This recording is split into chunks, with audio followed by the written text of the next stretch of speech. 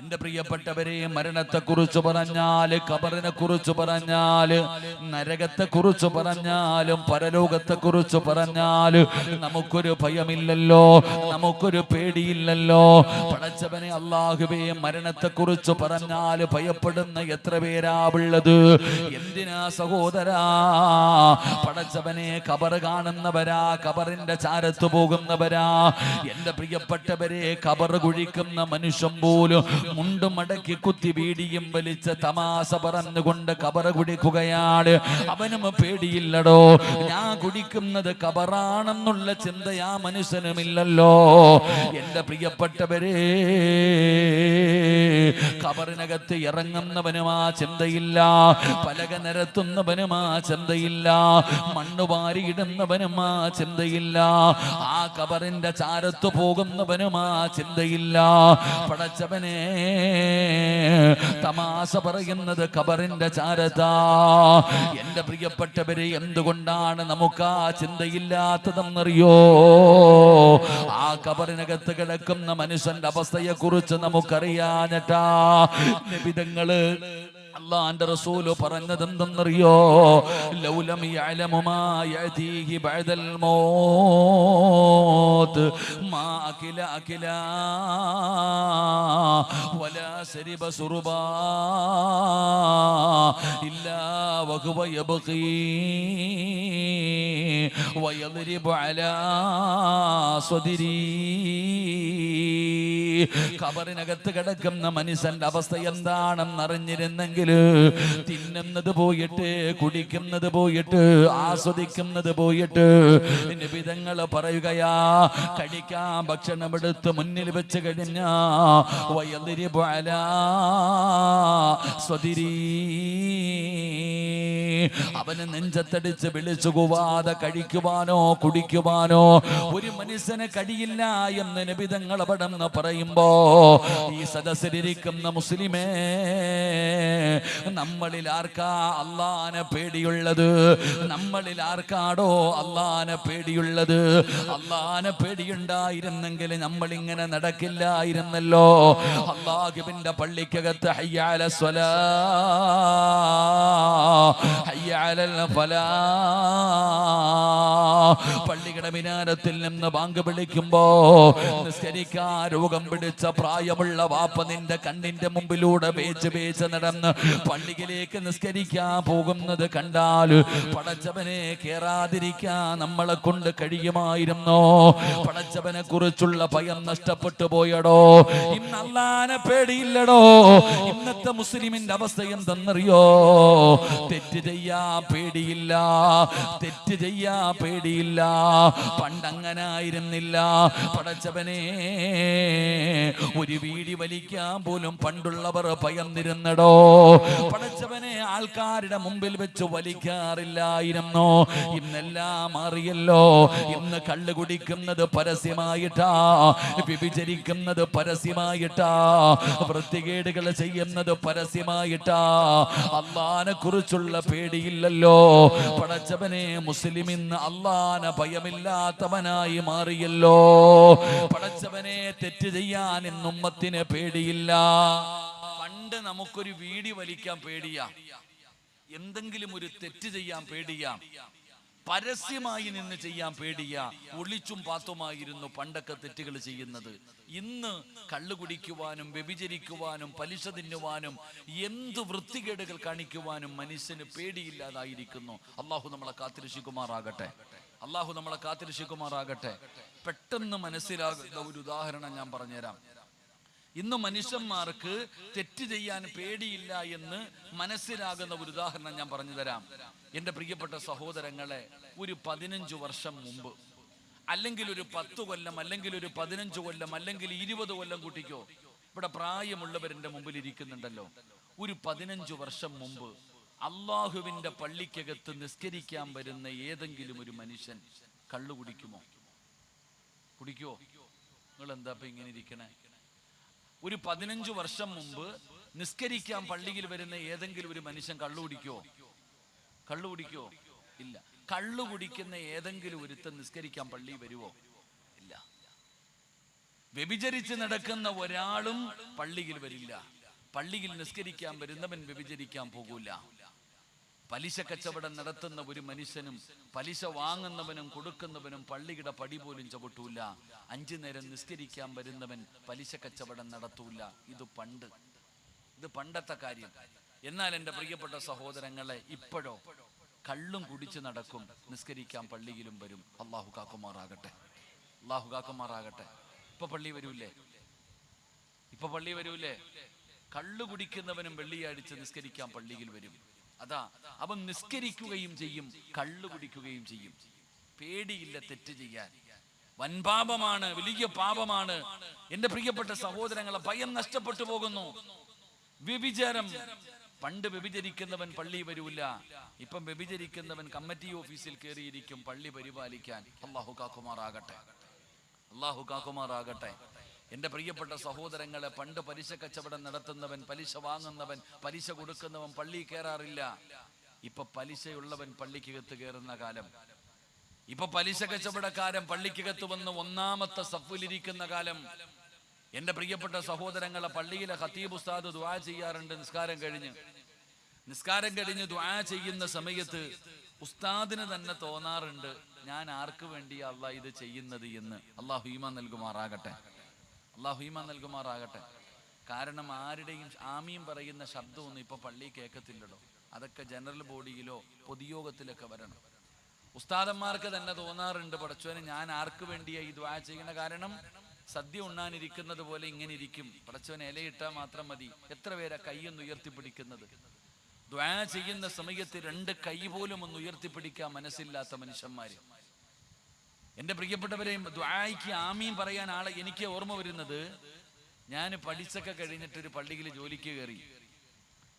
എൻ്റെ ഒരു അനുഭവം പറയാം. ഞാൻ പള്ളിയിൽ ജോലിക്ക് കയറിയ സമയത്ത് എന്നെ ഒരു വീട്ടിൽ ദുആ ചെയ്യാൻ വിളിച്ചുകൊണ്ട് പോയി. ഒരു വീട്ടിലേക്ക് ഞാൻ യാദർശികമായി ദുആ ചെയ്യാൻ വേണ്ടി പോയപ്പോ, യാസീൻ ഓതിയിട്ട് ദുആ ചെയ്യാൻ സമയമായപ്പോൾ എൻ്റെ കൂടെ ഉള്ള ഉസ്താദ് പറഞ്ഞു, കാക്കാ ദുആ ചെയ്യാൻ പോകുന്ന എല്ലാവരും വരാൻ. ദുആ ചെയ്യാൻ പോവാ എല്ലാവരും വരാൻ. ആരും വരുന്നില്ല സഹോദര. എല്ലാവരും ഇങ്ങനെ നടക്കുക. 1 വട്ടം വിളിച്ചു, 2 വട്ടം വിളിച്ചു, 3 വട്ടം വിളിച്ചിട്ടും ആരും വരുന്നില്ല. ഉസ്താദ് ദുആ ചെയ്തോ എന്ന് ഇങ്ങനെ പറയുന്നുണ്ട്. ഞാനപ്പോൾ മനസ്സിൽ വിചാരിച്ചു, പടച്ചവനെ ദുആ ചെയ്യുമ്പോൾ ആരും വരുന്നില്ല, ഞാൻ എന്ത് ചെയ്തു? ഒരു യാസീൻ ഓതിയിട്ടിരിക്കുക. ഞാൻ പറഞ്ഞു, പടച്ചവനെ ഈ ഓതിയ യാസീനിന്റെ പ്രതിഫലം എൻ്റെ വാപ്പാടെ ഖബറിലേക്ക് കൊടുത്തേക്കണേ അല്ലാ. കാരണം വേറെ ആർക്കും വേണ്ട. ഞാൻ പറഞ്ഞു, പടച്ചവനെ, എന്നാ അവരെല്ലാം ഇങ്ങനെ നടക്കുക. ഞാൻ പറഞ്ഞു, പടച്ചവൻ, അപ്പൊ എൻ്റെ കൂടെ ഇരുന്ന ഉസ്താദ് എന്നെ നോക്കി. ഞാൻ പറഞ്ഞു, ഇദ്ദേഹത്തിന്റെ വീട്ടിൽ ആരെങ്കിലും മരിച്ചിട്ടുണ്ടെങ്കിൽ അവർക്കും കൊടുത്തേക്കാൻ. കാരണം മക്കൾക്കൊന്നും വേണ്ട. ഞാനൊരു തമാശ പറഞ്ഞതല്ല, ഒരു അനുഭവം. ഇതുപോലെയാ പള്ളിയിലെ ഉസ്താദ് ദുആ ചെയ്യുന്ന സമയം ആമീൻ കേൾക്കാറില്ലടോ പള്ളിക്കകത്ത്. എന്തോ അങ്ങനെ ഒരു ദിവസം ഉസ്താദ് ദുആ ചെയ്യുമ്പോ പള്ളിക്കകത്ത് ഒരു ആമീൻ കേൾക്കുന്നുണ്ട്. ഉസ്താദിന് തന്നെ അത്ഭുതം, ആരാ അല്ലാ ഇത്?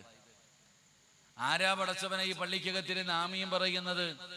ഉസ്താദിന് വലിയ സന്തോഷമായി. ഉസ്താദ് ഇങ്ങനെ നോക്കുമ്പോ ഒന്നാമത്തെ സഫിൽ ഇരുന്നിട്ട് ഒരു സഹോദരൻ 2 കൈ ഉയർത്തിപ്പിടിച്ചിട്ട് ഇങ്ങനെ ആമീൻ പറയുന്നുണ്ട്. ഉസ്താദിന് ഉഷാറായി ദുആ ചെയ്യാൻ. അല്ലാഹുവേ, നീ സ്വർഗം കൊടുക്കണേ അല്ലാ, നരകത്തിൽ നിന്ന് രക്ഷപ്പെടുത്തണേ അല്ലാ, നല്ല മരണം കൊടുക്കണേ അല്ലാ. ഉസ്താദ് ദുആ ചെയ്യുന്നതിനനുസരിച്ച് ഇദ്ദേഹത്തിന്റെ ആമീനിന്റെ ശബ്ദവും കൂടുന്നുണ്ട്.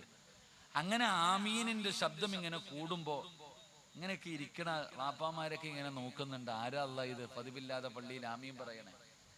അങ്ങനെ ദുആ ചെയ്തുകൊണ്ടിരിക്കുന്ന ഉസ്താദ് ഈ ആമീൻ പറയുന്ന സഹോദരനെ നല്ലതുപോലെ ഒന്ന് നോക്കി.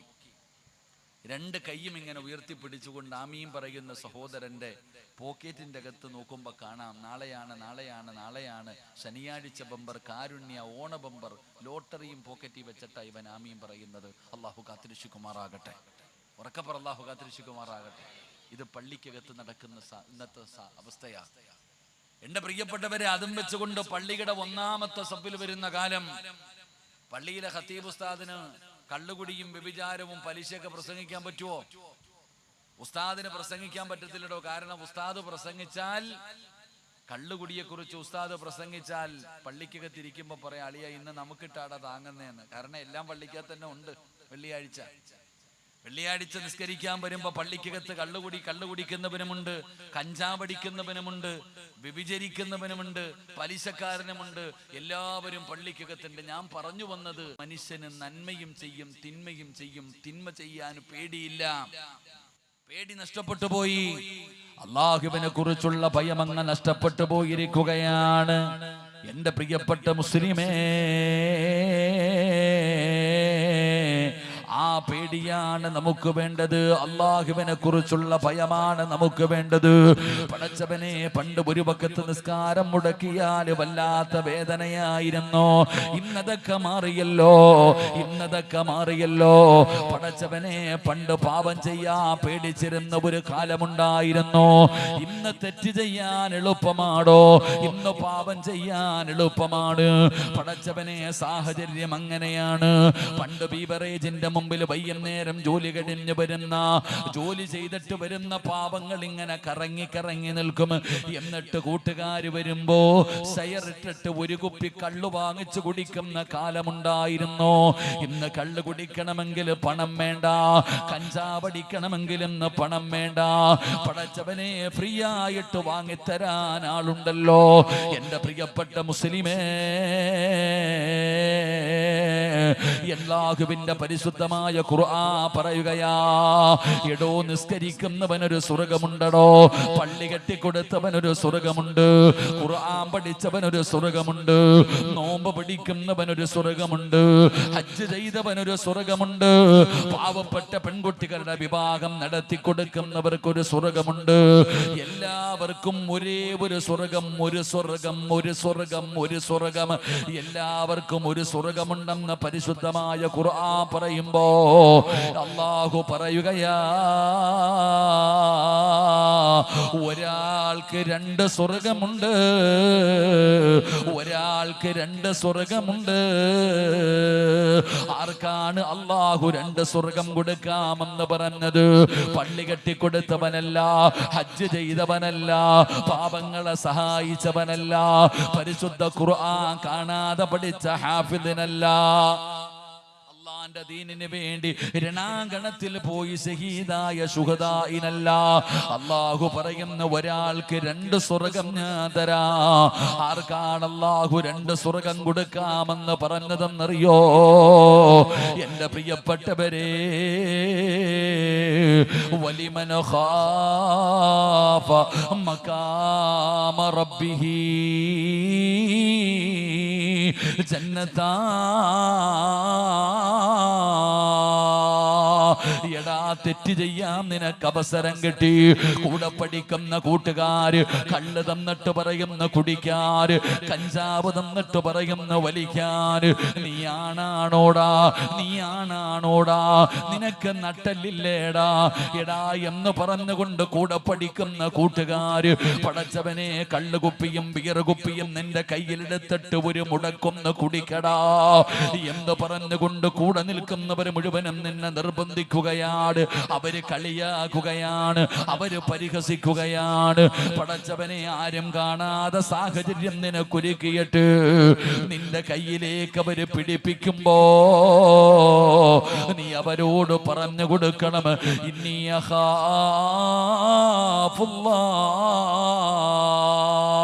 എനിക്കല്ലാനെ പേടിയാ, എനിക്കല്ലാനെ പേടിയാ. പടച്ചവനെ, കള്ള് കുടിക്കരുതെന്ന് പരിശുദ്ധമായ ഖുർആനിൽ അല്ലാഹു പറഞ്ഞിട്ടുണ്ട്. പടച്ചവനെ, നബി തങ്ങൾ പറഞ്ഞിട്ടുണ്ട്, ആരുടെയെങ്കിലും തൊണ്ടയ്ക്ക് താഴെ ഒരു തുള്ളി കള്ളിറങ്ങിയാൽ അവൻ ഒരു കാലത്തും അല്ലാഹുവിന്റെ സ്വർഗത്തിലേക്ക് അവന് കടന്നു പോകില്ല. അതുകൊണ്ട് നിങ്ങളൊക്കെ എന്ത് പറഞ്ഞാൽ ഞാൻ എന്റെ കൈ കൊണ്ട് പോലും ഇത് ഞാൻ തൊടില്ലടാ. എനിക്കല്ലാനെ പേടിയാ, എനിക്കല്ലാനെ പേടിയാ.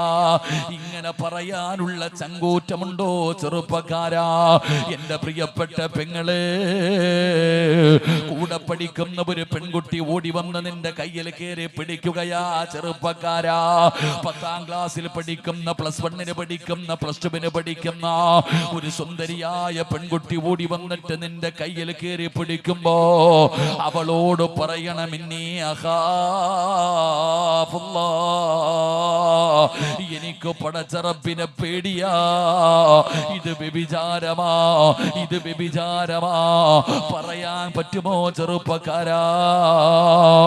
എന്റെ പ്രിയപ്പെട്ടവരെ, മഹാനായ യൂസുഫ് നബി അലൈഹിസ്സലാം, പടച്ചവനെ, യൂസുഫ് എന്ന് പറയുന്ന ചെറുപ്പക്കാരൻ, ഈജിപ്തിന്റെ രാജകുമാരിയായ സുലൈഖ എന്ന് പറയുന്ന പെണ്ണുണ്ടല്ലോ, യൂസുഫ് എന്ന് പറയുന്ന ചെറുപ്പക്കാരന് കൊട്ടാരത്തിന്റെ മണിയറയ്ക്കകത്ത് വിളിച്ചു കയറ്റുകയാണ്. യൂസുഫ് എന്ന് പറയുന്ന ചെറുപ്പക്കാരനെ സുലൈഖ എന്ന് പറയുന്ന രാജ്യത്തിന്റെ രാജകുമാരി ഉണ്ടല്ലോ, അണിഞ്ഞുരുങ്ങിയിട്ട് കൊട്ടാരത്തിന്റെ മണിയറയ്ക്കകത്ത് വിളിച്ചു കയറ്റി വാതിലടച്ചിട്ട് സുലൈഖ യൂസുഫ് എന്ന് പറയുന്ന ചെറുപ്പക്കാരന് തന്റെ മാറിടത്തിലേക്ക് ചേർത്ത് പിടിക്കുകയാ. എന്നിട്ട് പറയുന്നു, യൂസുഫേ,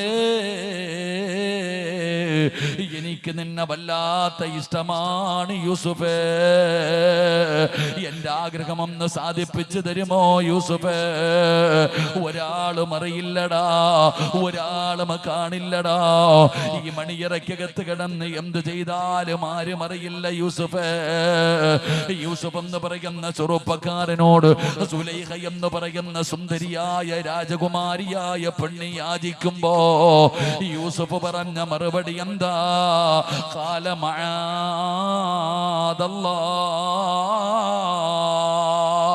സുലൈഖ, ആര് കണ്ടില്ലെങ്കിലും അല്ലാഹു കാണുന്നുണ്ട് സുലൈഖ, എനിക്ക് അല്ലാഹനെ പേടിയാ സുലൈഖ. പടച്ചവരെ, യൂസുഫ് നബി അലൈഹിസ്സലാം അതാ ഇറങ്ങി ഓടുകയാണ്. വാതിൽ തുറന്ന് ഇറങ്ങി ഓടാൻ നോക്കുമ്പോ സുലൈഖ കേറിയങ്ങ് പിടിക്കുകയാണ്. യൂസുഫ് എന്ന് പറയുന്ന ചെറുപ്പക്കാരന്റെ കമീസ് വലിച്ചു കീറുകയാണ്. അവസാനം തന്റെ ആഗ്രഹം സാധിപ്പിച്ചു കൊടുക്കാത്തതിന്റെ പേരില് സുലൈഖ യൂസുഫിനെ പിടിച്ച് ജയിലറയ്ക്കകത്ത് കൊല്ലങ്ങളോളം അടച്ചിടുകയാ. എന്റെ പ്രിയപ്പെട്ട പെങ്ങള്, തന്റെ ആഗ്രഹം സാധിപ്പിച്ചു കൊടുക്കാത്തതിന്റെ പേരിൽ ജയിലറയ്ക്കകത്തിട്ട് പ്രതികാരം ചെയ്ത ഈ സുലൈഖാനെ നിനക്കറിയുമോ മോളെ? വർഷങ്ങൾ കഴിഞ്ഞു. യൂസുഫ് നബി അലൈഹിസ്സലാം പ്രവാചകനായി, ജയിൽ മോചിതനായി, ഈജിപ്തിന്റെ ഭരണാധികാരിയായി. പടച്ചവനെ, അല്ലാഹു ഹൃദയത്തിനകത്ത് കേറിക്കഴിഞ്ഞാൽ, അല്ല കേറിയാ പേടിയാടോ, അല്ല കേറിയാ പേടിയാടോ, തെറ്റ് ചെയ്യാൻ അവന് ഭയമാടോ. പടച്ചവനെ, അതാ ഈജിപ്തിന്റെ ഭരണാധികാരിയായി യൂസുഫ് നബി അലൈഹിസ്സലാം സുലൈഖാനെ വിവാഹം കഴിച്ചു. പക്ഷേ മണിയറയ്ക്കകത്ത് ചെല്ലുമ്പോ സുബ്ഹാനല്ലാഹ്, യൂസുഫ് നബി അലൈഹിസ്സലാമിനോട് സുലൈഖ സഹകരിക്കുന്നില്ല, അവിടുന്ന് വലിയ ഇഷ്ടം കാണിക്കുന്നില്ല. യൂസുഫ് നബി ചോദിക്കുന്ന, സുലൈഖ, നിനക്കെന്തു പറ്റി സുലൈഖ? നിനക്കെന്തു പറ്റി സുലൈഖ?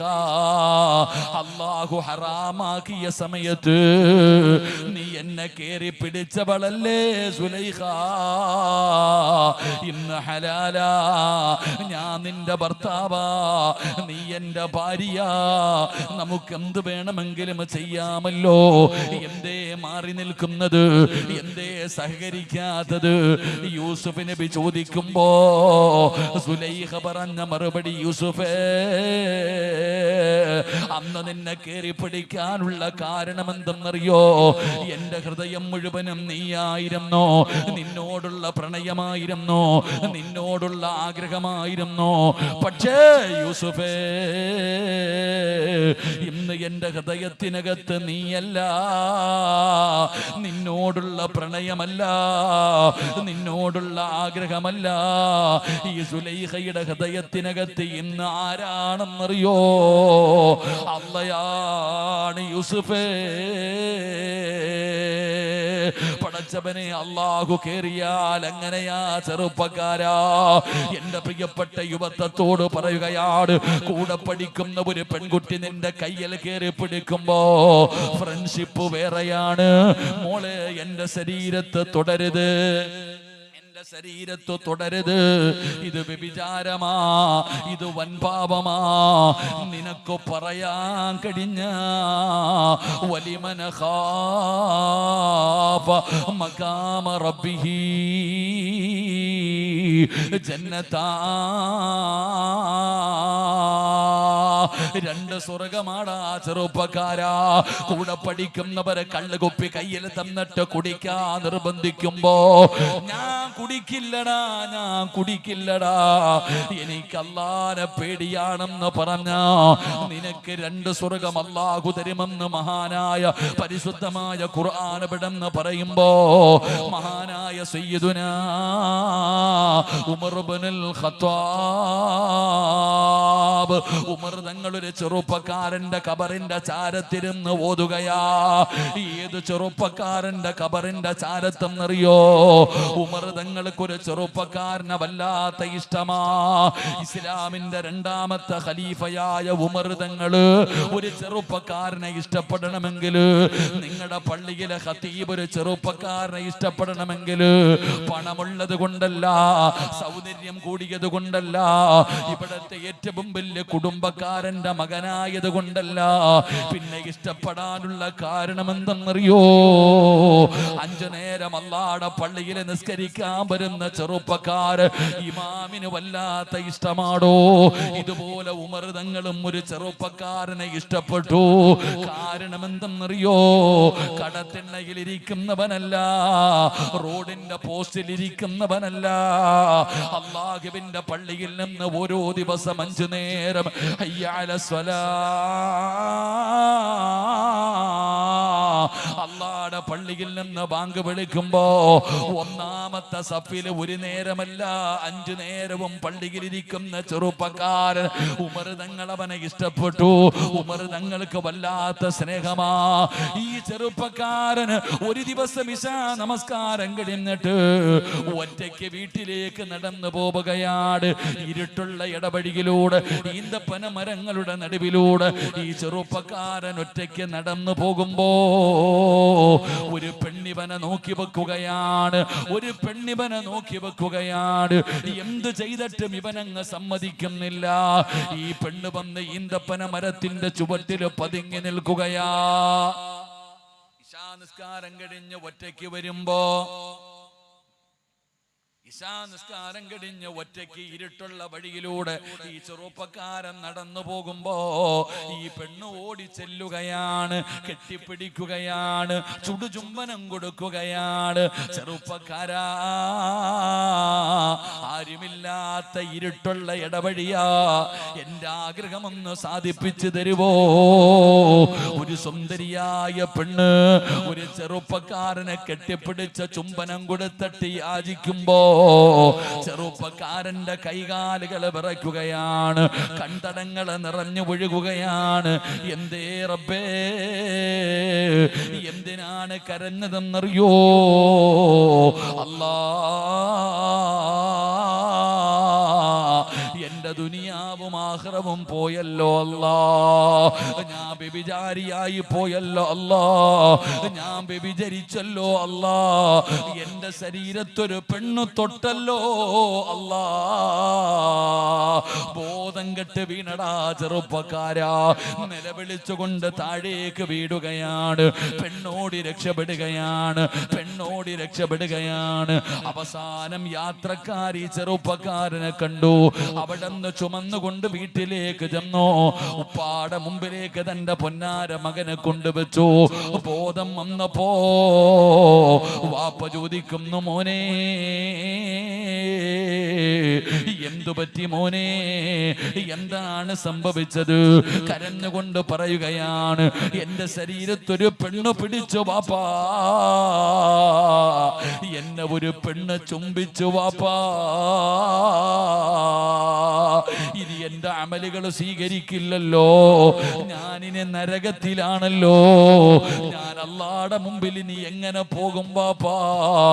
പൊന്നാര മകനെ വീടിനകത്ത് കിടന്ന് നിലവിളിക്കുകയാണ്. വാപ്പയ്ക്ക് പേടിയായടോ, ഇവൻ മരിച്ചു പോകുമെന്ന് പേടിയായടോ.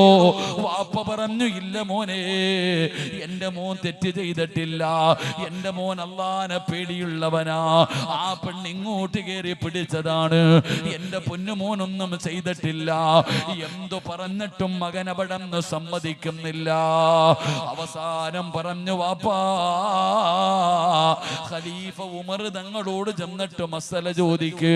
പിതാവ് പോകുകയാണ് തന്റെ പൊന്നാര മകന്റെ കാര്യത്തെ കുറിച്ച് മസല ചോദിക്കാൻ. ഉമർ തങ്ങളുടെ ചാരത്ത് ചെന്നിട്ട് എല്ലാം പറഞ്ഞു കൊടുത്തപ്പോ ഉമർ തങ്ങൾ പറഞ്ഞു, അല്ലാഹു പുറത്തു കൊടുക്കട്ടെ, അവന് തെറ്റുകാരനല്ല, അവൻ തെറ്റുകാരനല്ല. ഉമർ തങ്ങൾ പറയുമ്പോ പിതാവിന് വലിയ സമാധാനമായി തന്റെ വീട്ടിലേക്ക് ഓടുകയാണ്, തന്റെ വീട്ടിലേക്ക് ഓടുകയാണ്. തന്റെ വീട്ടിലേക്ക് ഓടിച്ചെന്നപ്പോ കാണുന്ന രംഗമെന്തെന്നറിയോ? മരിച്ചു പോയടാ ചെറുപ്പക്കാരാ, നെഞ്ചു പൊട്ടികെട്ട് മരിച്ചു കിടക്കുന്ന മകന്റെ ജനാസയാ. എന്ത് തെറ്റ് ചെയ്തിട്ടാണ്? പടച്ചവനെ തെറ്റ് ചെയ്തില്ല, പക്ഷേ ഒരു പെണ്ണെന്നെ തൊട്ടുപോയല്ലോ അല്ലാ, ഞാൻ പാപിയായി പോയല്ലോ അല്ലാ എന്ന് പേടിച്ച് പേടിച്ചവിടന്ന് മരിച്ചു പോയടോ. ഈ ചെറുപ്പക്കാരന്റെ ജനാസ 6 അടി മണ്ണിനകത്ത് ഇറക്കി വെച്ചിട്ട് മണ്ണിട്ട് മൂടിയിട്ട് അവന്റെ കബറിന്റെ തലയുടെ ഭാഗത്ത് ഉമർ തങ്ങൾ ഇരുന്നിട്ട് ഓതുകയാ, വലിമൻ ഖാഫ മഖാമ റബ്ബിഹി ജന്നതാ. 2 സ്വർഗമാടാ ചെറുപ്പക്കാരാ. ആ ചെറുപ്പക്കാരന്റെ കബറിന്റെ ചാരത്തിരുന്ന് പറഞ്ഞു കൊടുത്തു, മോനെ, നിനക്ക് 2 സ്വർഗമുണ്ട്. അള്ളാഹു നമുക്ക് ഈമാൻ നൽകുമാറാകട്ടെ. എടോ, ഈ നാട്ടിൽ ഒരു പള്ളി സ്വന്തമായിട്ട് കെട്ടിക്കൊടുക്കുന്നവന് സ്വർഗമുണ്ട്, ഒരെണ്ണം. വർഷാവർഷം അള്ളാഹുവിന്റെ കഅബാലയത്തിൽ പോയി ഹജ്ജ് ചെയ്യുന്നവന് സ്വർഗമുണ്ട്, ഒരു സ്വർഗം. അള്ളാഹുവിന്റെ വിശുദ്ധമായ ഖുർആൻ ഹൃദയത്തിൽ ചുമന്നുകൊണ്ട് നടക്കുന്ന ഹാഫിളീങ്ങൾക്ക് സ്വർഗമുണ്ട്, ഒരു സ്വർഗം. പരിശുദ്ധമായ റമളാൻ മാസത്തിൽ നോമ്പ് പിടിക്കുന്നവനും സ്വർഗമുണ്ട്, ഒരു സ്വർഗം. എന്നാൽ അള്ളാഹു ഒരാൾക്ക് 2 സ്വർഗം കൊടുക്കും.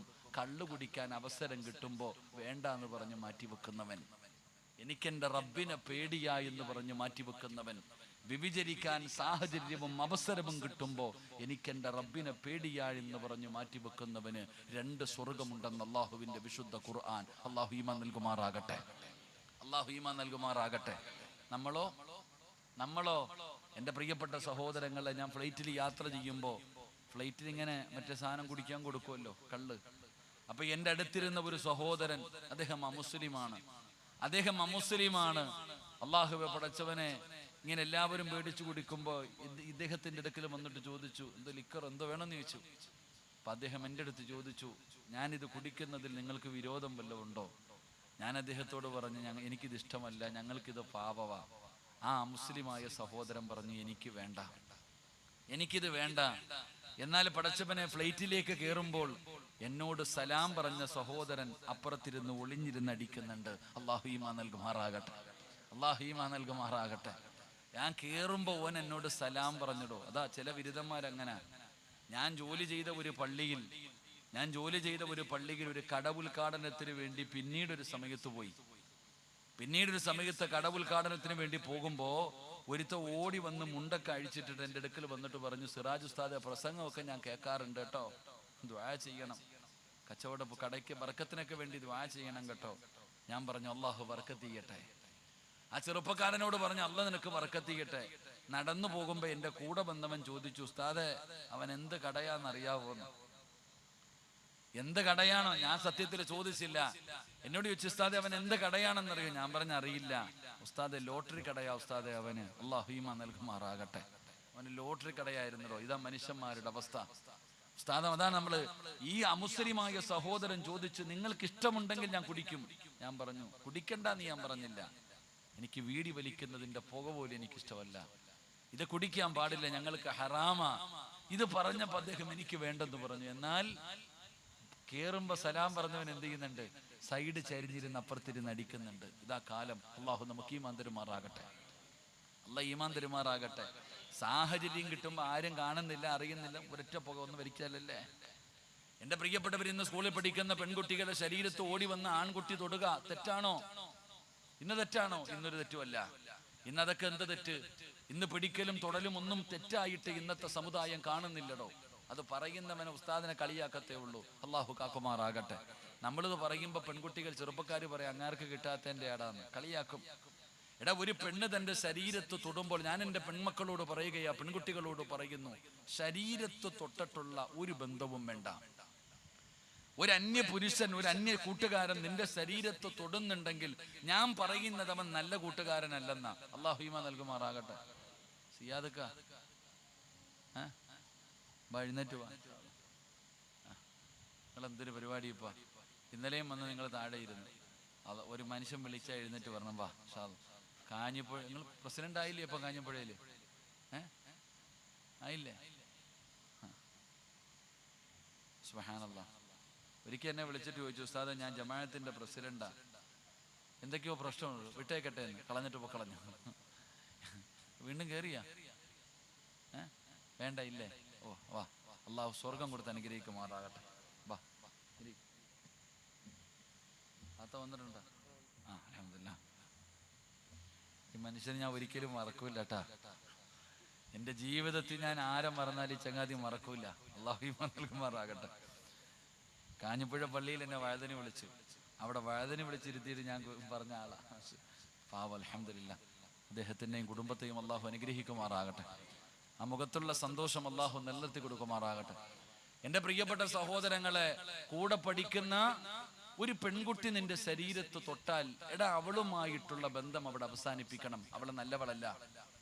അതാണാണെങ്കിലും പെണ്ണാണെങ്കിലും ശരീരത്തെ തൊട്ടുള്ള, ആരോടാ പറയണത്? വഴുത് കഴിഞ്ഞു പോകുമ്പോ ചേട്ടത്തി അനിയന്റെ ബൈക്കിന്റെ മുകളിൽ കയറി ഒന്ന് പോണ കാലവാ അല്ലേ?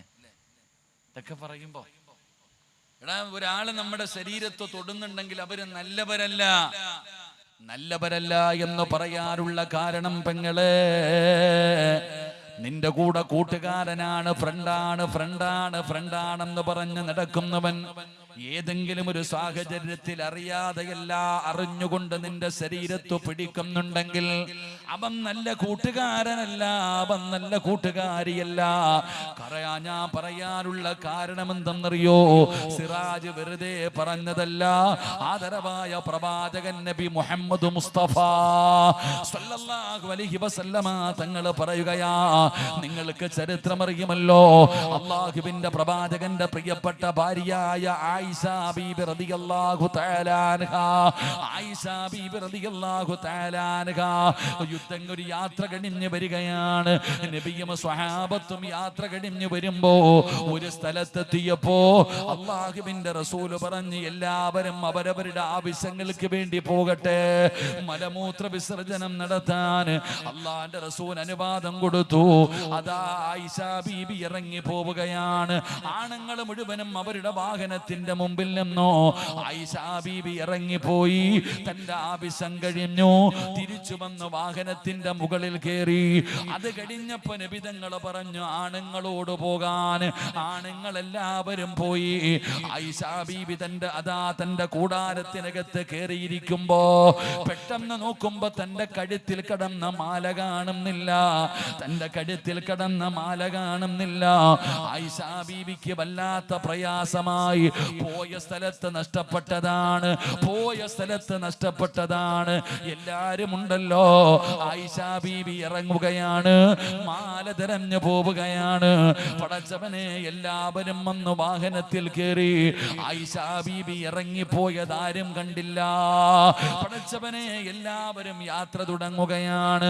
ആയിഷ ബീബി റളിയല്ലാഹു തആല അൻഹാ അതാ മാലയും കൊണ്ട് തിരിച്ചു വരുമ്പോ സുബ്ഹാനല്ലാഹ്,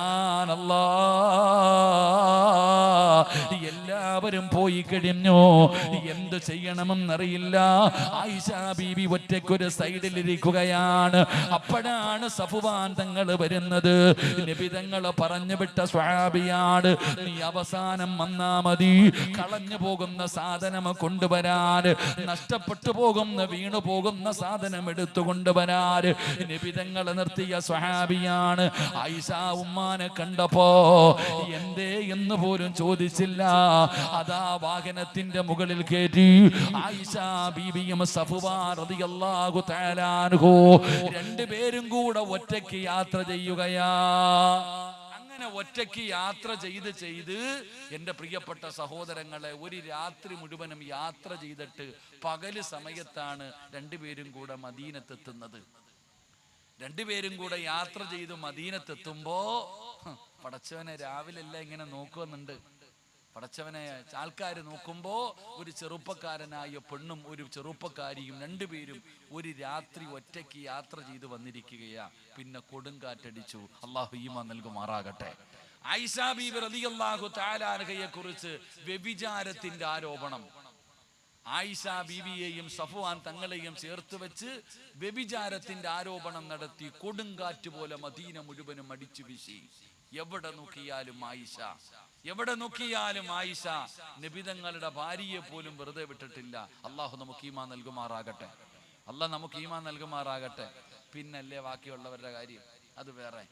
എൻ്റെ പ്രിയപ്പെട്ട സഹോദരങ്ങളെ, അങ്ങനെ നാട് മുഴുവനും ചർച്ച ചെയ്തപ്പോ നബിതങ്ങൾക്ക് സങ്കടമായി. അള്ളാന്റെ റസൂൽ സല്ലല്ലാഹു അലൈഹി വസല്ലമ തങ്ങൾക്ക് സങ്കടമായി. നബിതങ്ങൾ ആരോടും മിണ്ടുന്നില്ല. അള്ളാഹുവിന്റെ പ്രവാചകൻ സല്ലല്ലാഹു അലൈഹി വസല്ലമ തങ്ങള് നിസ്കരിക്കാൻ പള്ളിക്കകത്ത് കയറും. ഇക്കാമത്ത് കൊടുത്താൽ നിസ്കരിക്കും, സലാം വീട്ടും, നേരെ വീടിനകത്ത് കയറും. ആരോടും മിണ്ടുന്നില്ല.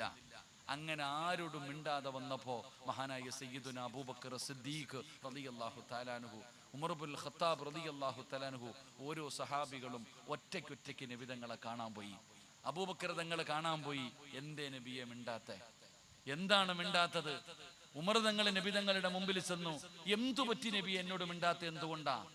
അള്ളാഹുവിന്റെ റസൂൽ സല്ലല്ലാഹു അലൈഹി വസല്ലമ തങ്ങൾ ചോദിച്ചു, ഉമറെ, എന്റെ ആയിഷാനെ കുറിച്ച് പറയണത് നീ കേട്ടോ? കേട്ടു നബിയെ. എന്താ നീ പറയണത്? ആയിഷ തെറ്റ് ചെയ്യത്തില്ല നബിയെ.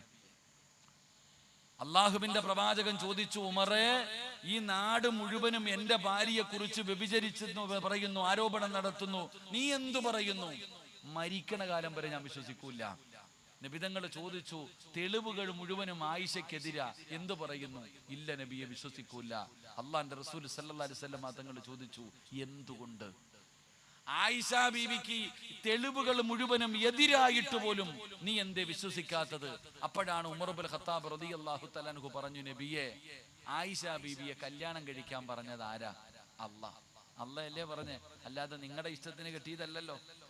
നബിതങ്ങളോട് ചോദിച്ചു, ആയിഷ ബീബി റളിയല്ലാഹു തആല അൻഹയെ കല്യാണം കഴിക്കാൻ പറഞ്ഞതാരാ? അല്ലാഹ്. അല്ലേ പറഞ്ഞേ. എന്ന അല്ലാഹ് ഖുർആനിൽ എന്താ പറഞ്ഞത്? വലാ തഖറബു സിന ഇന്നഹു കാന ഫാഹിഷ. അള്ളാന്റെ പരിശുദ്ധമായ ഖുർആനില് അള്ളാഹു പറയുകയാ, വലാ തഖറബു സിന ഇന്നഹു കാന ഫാഹിഷ. നിങ്ങൾ വ്യഭിചാരത്തിനോട് അടുക്കുക പോലും ചെയ്യരുത്, അത് വളരെ മോശമായ ഒരു കാര്യമാണ്.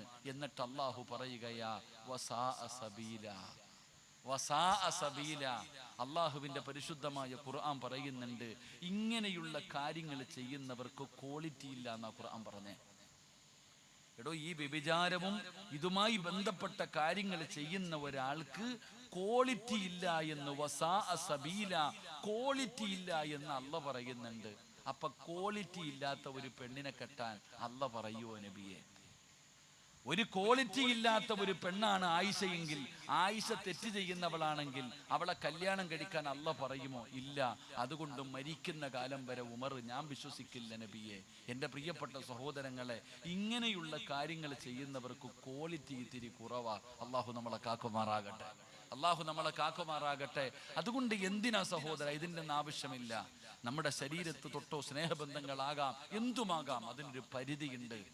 അള്ളാഹു ഹറാമാക്കിയത് ഹറാമ് തന്നെയാ. നമ്മുടെ ശരീരത്ത് തൊടുന്നതും പിടിക്കുന്നതും അതുമായിട്ടുള്ള ബന്ധങ്ങൾ അള്ളാഹു നമുക്കെല്ലാവർക്കും ഈമാൻ നൽകി അനുഗ്രഹിക്കുമാറാകട്ടെ.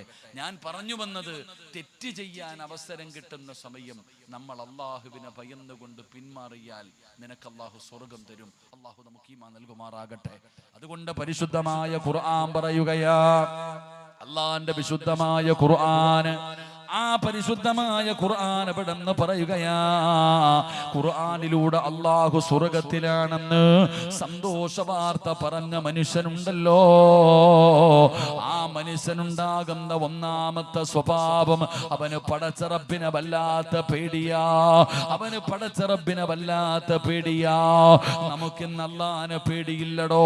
നമുക്ക് മഖ്ലൂക്കിനെ പേടിയാണ്, നമുക്ക് അല്ലാഹുവിനെ പേടിയില്ല, നമുക്ക് അല്ലാഹുവിനെ പേടിയില്ല. അതുകൊണ്ട് എന്റെ പ്രിയപ്പെട്ടവരോട് പറയുകയാണ്, അള്ളാഹു ഹൃദയത്തിനകത്ത് കയറണേ. അല്ലാഹു ഹൃദയത്തിനകത്ത് കയറിയാ നിനക്ക് പേടിയാ. കള്ളു കുടിക്കാൻ പേടിയാ, വ്യഭിചരിക്കാൻ പേടിയാ, വീടി വലിക്കാൻ പേടിയാ, ഹറാമ് ചെയ്യാൻ പേടിയാ, എന്ത് തെറ്റ് ചെയ്യാനും നിനക്ക് പേടിയാ. അതുകൊണ്ട് പടച്ചവനെ പരിശുദ്ധമായ ഖുർആൻ പറയുകയാ, അല്ലാഹു